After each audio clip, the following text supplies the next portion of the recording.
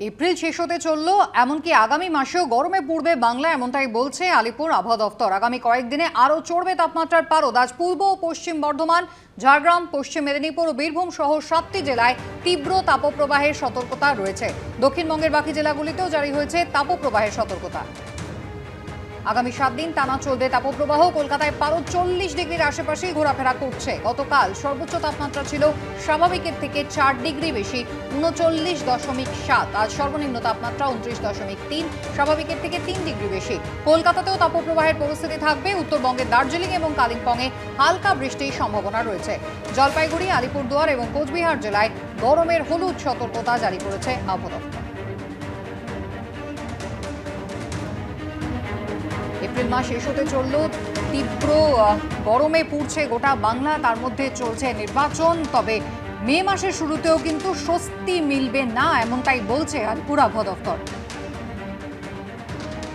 জিলাম করঞ্জাই আমাদের প্রতিনিধি রয়েছেন আমাদের সঙ্গে। জিলাম, কি বলছে আলিপুর আবহাওয়া দফতর, কি সতর্কবার্তা?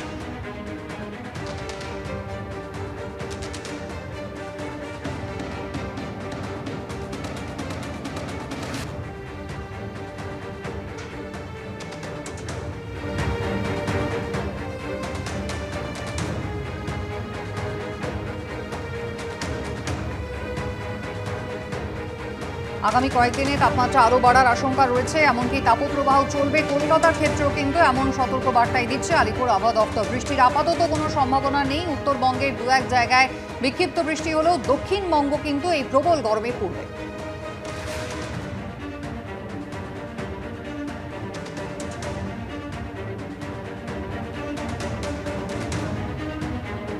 আজকে যেটা জানা যাচ্ছে আবহাওয়া দপ্তর থেকে, যে কলকাতায় আংশিক মেঘলা আকাশ থাকবে, তবে তাপমাত্রা এবং তাপপ্রবাহ যে পরিস্থিতি ছিল সে একই রকমই থাকবে।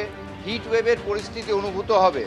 দক্ষিণবঙ্গে গতকাল 3টে জেলাতে যে তাপপ্রবাহের সতর্কতা ছিল, তার সঙ্গে আরও 7টা জেলা জুড়ে মোট 10টা জেলায় দক্ষিণবঙ্গে তাপপ্রবাহ বাড়বে এবং সেই তাপপ্রবাহের পরিস্থিতি আগামী 1 সপ্তাহ ধরে চলবে। উত্তরবঙ্গের দার্জিলিং এবং কালিম্পং এবং জলপাইগুড়ি এই সমস্ত জেলায় হালকা বৃষ্টিপাত হতে পারে। তবে সমগ্রভাবে উত্তরবঙ্গে দার্জিলিং ছাড়া সব জায়গাতেই গরম এবং অস্বস্তিকর পরিস্থিতি থাকবে, তাপপ্রবাহ থাকবে না। এবং এই মাসের শেষ অবধি এইখানে যে তাপপ্রবাহে গরমের যে পরিস্থিতি সেটা থাকবে। বৃষ্টিপাতের কোনো সম্ভাবনা নেই বলে আবহাওয়া দপ্তর থেকে জানানো হয়েছে। ধন্যবাদ জিলাম।